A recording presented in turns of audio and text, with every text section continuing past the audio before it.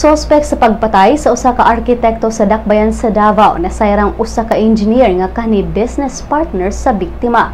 Ang biktima giilang si John Riz Batuto Fortuna. Kinsa gipusil patay atubangan sa apartment niini sa barangay 14B ni adtong Sabado.